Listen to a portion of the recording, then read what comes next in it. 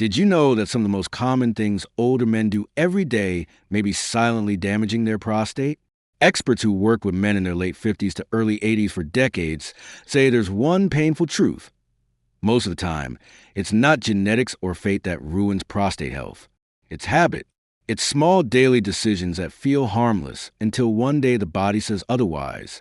If you're a senior man or you care about one, please listen closely. What I'm going to share in this video could save you from years of discomfort, missed sleep, costly medications, and serious procedures. As a prostate doctor, I'm not here to scare you. I'm here to beg you. There are 5 specific habits I see over and over again in men who come into my office, all of them asking, "Why didn't someone tell me sooner?" Today, I'm going to tell you not only what to stop doing, but why it matters and what to do instead. And just like always, I'll keep it simple, practical, and human, because that's what matters most. If you've ever had concerns about prostate health, or even if you think you're fine now, stay with me. It's the things you ignore that cost you most. Number 1, holding back urine for too long. One of the worst things an older man can do to his prostate is also one of the most common. Ignoring the urge to urinate and holding in for long periods. You might be watching a game, stuck in traffic, or just not want to get up in the middle of the night. And while it seems harmless in the moment, this habit puts intense pressure on the bladder and prostate over time. The prostate is a small gland, but when it becomes irritated by constantly delayed emptying, it begins to swell, tighten, and restrict flow. That's when the trouble starts. Many men think that frequent bathroom trips are just a part of getting older, but often it's the very way we treat those urges that leads to more frequent problems. There's also a psychological layer here that many don't talk about, especially in men raised to tough it out. I can't count how many times I've heard a man say, "I didn't want to be a bother," or "It's not that urgent. I'll go later." But by the time he finally does, the damage has already begun. When the bladder is forced to stretch and strain, the muscles around it weaken. That means even when you do finally go, it's harder to empty fully. What remains behind creates a breeding ground for infection, inflammation, and eventually bigger prostate issues like benign prostatic hyperplasia. Let me give you an example. Harold, a 74-year-old retired trucker, came in with severe urgency and poor stream. For decades, he avoided using restrooms during long hauls because it slowed down the trip. Now, even sitting through a family dinner without needing to rush to the restroom is a challenge. The regret in his eyes was real. Don't let that be your story. The fix is simple, but it takes awareness. Go when you need to go, not 10 minutes later, not when it's convenient, right when your body says it's time. It's one of the easiest and most powerful ways to protect your prostate without ever taking a pill. Number 2, sitting for hours without moving. The second silent attack on your prostate comes from something you're probably doing right now. Sitting long hours in a chair, whether it's in front of the TV, behind a desk, or behind the wheel, reduce blood flow to the pelvic region and place direct pressure on the prostate. This daily compression, over months and years, leads to inflammation and stiffness around the gland. It's one of the hidden reasons older men often complain about that dull ache between their legs or that uncomfortable fullness that just won't go away, even after they've emptied their bladder. You might be thinking, well, I walk a little each day. That should be enough, right?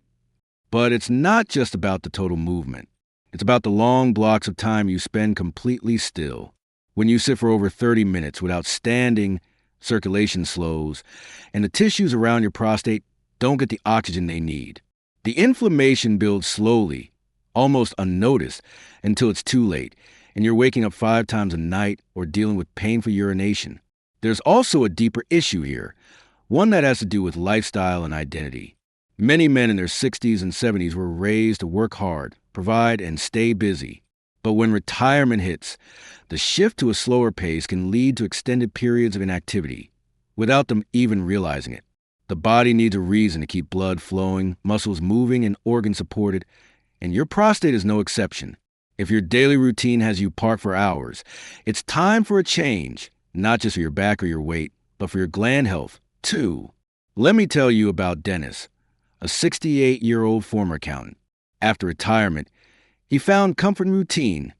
Coffee in the morning, a newspaper, a few hours at his desk reading or managing finances, and afternoons watching television. But over time, he developed perineal discomfort and slow stream, all without understanding why. A simple change, standing and stretching every 30 minutes and adding 2 brief walks each day, reduces symptoms by more than half within 2 months. It was that simple. You don't need a gym. You don't need fancy equipment. Just stand up, walk around the house, shift your weight, do some light stretches, break the habit of long, stagnant sitting. Your prostate will thank you. If you're still watching this video and finding these insights valuable, please comment number 2 below to let me know you're here. And if you haven't subscribed yet, I recommend you subscribe and turn on the bell so you don't miss any videos. Your support helps us continue creating good content to inform and inspire you. Now let's move forward. Number 3, ignoring that subtle urge to pee. One of the biggest silent stressors on the prostate isn't diet or even aging. It's delay. Holding in your urine too often may not sound serious, but it slowly trains your bladder and prostate into patterns that become hard to undo. Every time you resist the urge to go, pressure builds up. That pressure doesn't just stretch your bladder, it pushes against the prostate. And over time, that pressure becomes inflammation. Now, this habit is especially common in men who are used to powering through discomfort, men who grew up being told to finish work before taking a break. It may seem like no big deal to wait another 10 or 20 minutes, but if this becomes routine, your prostate is paying the price. You might not feel in your 60s, but by the time you're in your 70s, this repeated strain can contribute to benign prostatic hyperplasia and make those nighttime bathroom trips more frequent and frustrating. Here's something important to understand. The older bladder becomes less flexible and the prostate becomes more sensitive to pressure. Holding it in too long can also create the perfect conditions for infection. Urine stagnates, bacteria multiply, and inflammation spreads. This doesn't always lead to obvious symptoms right away, which is why many seniors ignore it until it's too late.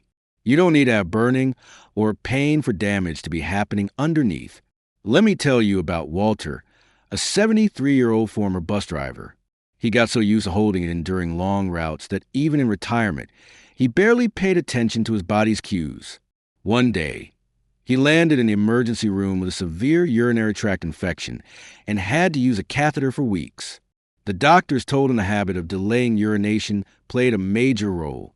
After that, he made a point of listening to his body and not waiting. His prostate symptoms didn't go away overnight, but they stopped getting worse. The message here is simple. When your body whispers, don't wait for it to scream. If you feel the urge, go. Keep your system flowing. Keep pressure low.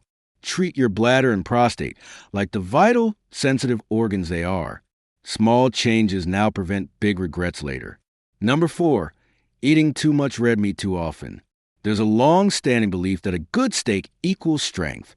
And sure, red meat is rich in protein and iron, but here's the truth most folks don't like to hear. For men in their 60s and beyond, especially those concerned about prostate health, too much red meat, especially grilled or processed, can quietly work against you. It's not about one burger.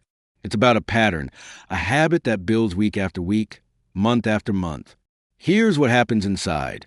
When red meat is cooked at high temperatures, it forms compounds called heterocyclic amines. These substances, along with the saturated fats found in red and processed meats, have been linked to increased inflammation in the prostate. Over time, this creates a perfect storm. Inflammation, hormonal imbalance, and, for some, a greater risk of developing aggressive prostate problems. Let's break it down simply. Red meat isn't poison, but moderation is key. Many older men grew up in a time when dinner meant meat and potatoes every night. That mindset is hard to shake, but your prostate doesn't care what area you grew up in. It responds to what you feed it. Too much saturated fat can trigger hormonal shifts that fuel prostate tissue growth in the wrong way. I remember John, a 68-year-old retired contractor. Every Sunday was a grilled day for him. Ribs, sausages, thick steaks. It was tradition. He felt fine until a routine checkup revealed his PSA levels had jumped. His doctor gently urged him to switch it up. More fish, more vegetables, fewer flame-charred meats. He resisted at first, but within 6 months, His inflammation markers dropped, and his energy actually improved. The lesson hit home.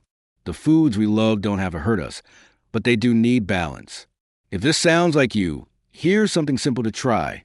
For every portion of red meat, add 2 servings of vegetables. Try fish or plant-based proteins a few times a week. Small adjustments add up. Your prostate isn't asking you to give up your favorite meals forever. It's just asking for a little kindness, a little balance. Because once problems start, reversing them becomes a lot harder than preventing them in the first place. If you're still watching this video and finding these insights valuable, please comment number 4 below to let me know you're here. And if you haven't subscribed yet, I recommend you subscribe and turn on the bell so you don't miss any videos. Your support helps us continue creating good content to inform and inspire you. Now let's move forward. Number 5, holding it in too long. Note, this point is nearly identical to number 3, ignoring that subtle urge to pee, with minor variations in wording and examples. Both emphasize the dangers of delaying urination. I preserve the text as provided, but note the redundancy for clarity. This one might surprise you, but it's something many men do without thinking twice. Waiting too long to urinate, even when your body is telling you it's time. It's one of the quietest ways older men harm their prostate, without realizing it, whether it's out of habit, convenience, or just ignoring the urge. This small behavior can cause real trouble over time. Let's look at the simple mechanics. When you hold in urine too often, you put pressure on your bladder and urethra. Over time, that pressure backs up into the prostate area. It creates tension, weakens the bladder muscles, and can lead to chronic urinary retention. In severe cases, it even contributes to prostate inflammation or worsens symptoms of benign prostatic hyperplasia.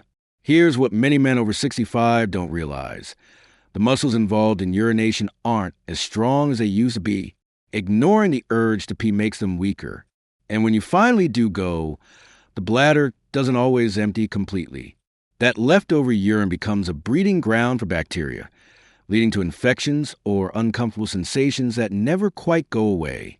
And if you already have a slightly enlarged prostate, this habit only makes things worse. I had a conversation with a 72-year-old man named Larry who used to avoid public restrooms like the plague. He'd hold it for hours until he was back home. It felt like a small choice, a little discomfort he could push through. But over the years, he started having more frequent nighttime trips, a weak stream, and pressure in his lower abdomen. When he finally opened up to his doctor, the cause wasn't complicated. It was years of delaying what his body was asking for. This isn't about fear. It's about awareness. Your body is talking to you. When you feel the need to go, make it a priority. Avoid waiting too long. If you're in a car, stop when you need to.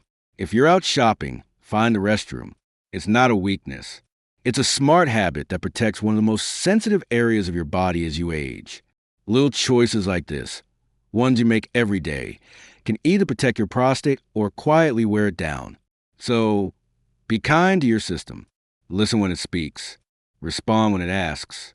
You'll be doing your future self a big favor. Final thoughts. A lot of men don't realize just how much control they actually have when it comes to their prostate health. It's not about expensive treatments or waiting for something to go wrong. It's about the small things you choose to stop doing today. Those quiet, seemingly harmless habits. They add up, and by making better choices now, you're giving yourself more comfort, more freedom, and a lot more peace of mind later. If any of the things we talked about in this video sounded familiar, don't be hard on yourself. Most of us weren't taught this stuff growing up. And the truth is, taking care of your body as you get older isn't about being perfect. It's about being aware. It's about choosing better today than you did yesterday. That's where the power really is. So now I want to ask you, what was the one thing in today's video that really stood out to you? Was it something you'd never heard before? Or maybe something you've been meaning to change for a while, but this was a reminder you needed? Thank you for joining us today. We'd love to hear from you. Leave a comment below and share one thing you learned today and how you plan to use it in your life. Your thoughts are important to us, so don't hesitate to share them. Reading your comments gives us great motivation and encouragement. If you enjoyed this video and found it helpful, please subscribe, and share. Your support helps us continue creating good content to inform and inspire you. Thanks for watching, and we look forward to seeing you in the next video.